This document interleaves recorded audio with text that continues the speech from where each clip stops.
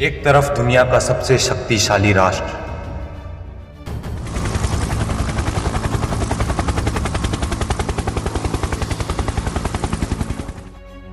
दूसरी तरफ परंपराओं से जुड़ा आग का दरिया।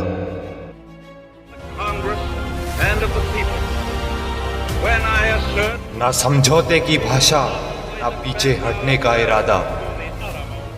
जब अहंकार और अधिकार टकरा जाते हैं, तब जंग के बादल छा जाते हैं।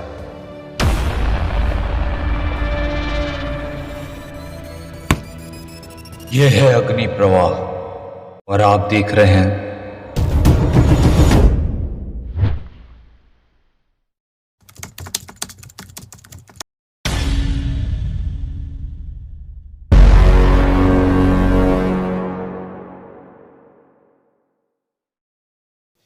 बाईस जून 2025, अमेरिकी एयरबेस, सुबह 4 बजे, जब आधी दुनिया सो रही थी।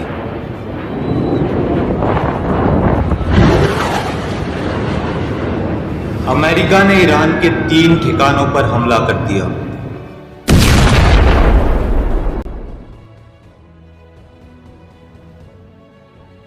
फोर्दो, नतांस और इस्फहान। फोर्दो में सबसे बड़ा हमला हुआ। नतांस के बाद फोर्दो में ही ईरान का सबसे बड़ा यूरेनियम प्योरिफिकेशन प्लांट था।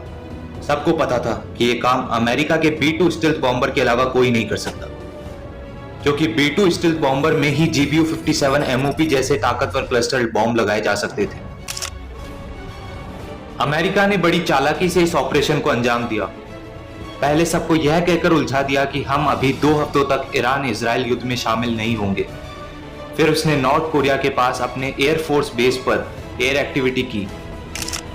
फिर लोगों को लगा कि शायद ये बॉम्बर भारत के साउथ में हिंद महासागर के डियागो गार्सिया एयरबेस से उड़ान भरेंगे। पर हुआ ये जिसकी कल्पना ईरान क्या पूरी दुनिया में कोई नहीं कर सकता था। B-2 स्टील्थ बॉम्बर ने यह उड़ान सीधा अमेरिकी मिजोरी एयरबेस से भरी। मिजोरी से ईरान आने तक इन बॉम्बर को लगभग आधी दुनिया का रास्ता तय करना पड़ा। कई घंटों की उड़ान के चलते इनमें हवा में ही फ्यूल भरना पड़ा। इजराइल ने वैसे ही ईरान से लगातार चल रहे युद्ध के दौरान ईरान के एयर डिफेंस सिस्टम को भारी नुकसान पहुंचा रखा था, और अमेरिका के इस हमले के बाद ईरान का एयर डिफेंस सिस्टम पूरी तरह से ध्वस्त हो गया। अमेरिका ने इस हमले में GBU-57 बंकर बस्टर और टॉम हॉक क्रूज मिसाइल जैसे हथियारों का इस्तेमाल किया। GBU-57 बॉम्ब को न्यूक्लियर बॉम्ब के बाद दूसरा सबसे शक्तिशाली बॉम्ब माना जाता है। यह अर्थ पेनिट्रेटिंग बॉम्ब है जो धरती का सीना फाड़ देता है। इस एक क्लस्टर बॉम्ब का वजन 13,600 किलो जितना भारी होता है। B-2 स्टील्थ बॉम्बर के अलावा इसे कई और से नहीं गिराया जा सकता।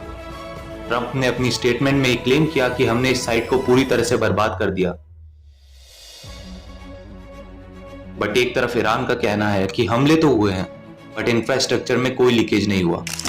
और इस हमले के तुरंत बाद ईरान ने इजराइल के 14 सबसे बड़े शहरों पर अपने सबसे बड़ी मिसाइल से हमला किया।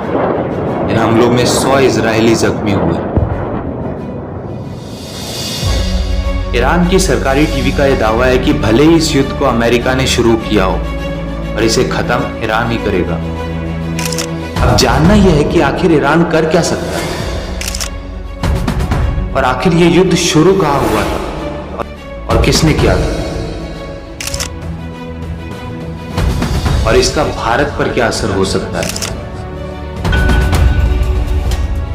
अगर रक्षा विशेषज्ञों की माने तो ईरान अपने जवाबी हमले में या तो मिडिल ईस्ट में मौजूद अमेरिकी एयरबेस को निशाना बना सकता है, और इससे अमेरिका को सीधा वॉर में उतर जाने का मौका मिल जाएगा।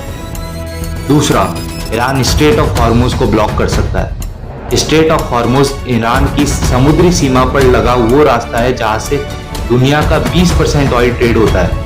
अगर ईरान ने इस रास्ते को ब्लॉक कर दिया तो पूरी दुनिया में तेल की कीमतें बहुत बढ़ सकती है।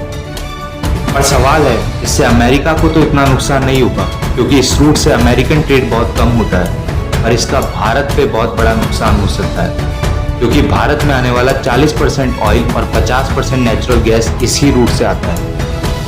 और अमेरिका ने भी धमकी दी है कि अगर ईरान ने इस रूट को ब्लॉक कर दिया तो इसे युद्ध की घोषणा माना जाएगा। इसके अलावा ईरान ने जो पहले परमाणु अप्रसार संधि पे साइन किया था, उसने अब खुद को उससे अलग कर लिया है। अब जानना यह है कि आखिर युद्ध शुरू कहाँ हुआ है। तो चलिए थोड़ा समय में पीछे चलते हैं। वैसे तो किसी युद्ध की शुरुआत होने में बहुत से कारण होते हैं, और इस युद्ध की शुरुआत जब हुई तब जनवरी 2025 में इंटरनेशनल एटॉमिक एनर्जी एजेंसी के सैटेलाइट ने देखा ईरान अब 90% यूरेनियम एनरिच कर रहा है, मतलब वेपन ग्रेड यूरेनियम। ईरान की न्यूक्लियर कैपेबिलिटी का बढ़ना इजराइल के लिए बहुत बड़ा थ्रेट हो सकता था। इसके अलावा ईरान हिजबुल्लाह और हमास जैसे आतंकवादी संगठनों को भी फंड कर रहा था, जो इजराइल के लिए खतरनाक साबित हो सकते थे। और तनाव जब ज्यादा बढ़ा जब यूनाइटेड स्टेट्स की वॉर में एंट्री हुई। अमेरिका के इस युद्ध में आने के दो कारण थे, एक तो इजराइल और अमेरिका के अच्छे संबंध, और दूसरा मिडल ईस्ट अमेरिकन बेस पर ईरानियन अटैक की संभावना। अब देखना यह है कि ये युद्ध कहां जाके खत्म होता है। खैर, युद्ध से कब किसी ने शांति पाई है? जहां अभी बारूद जला वहां जिंदगी घबराई है। ये युद्ध नहीं, ये अहंकार का नाच है, और अहंकार हमेशा समाधि का रास्ता तय करता है। धन्यवाद।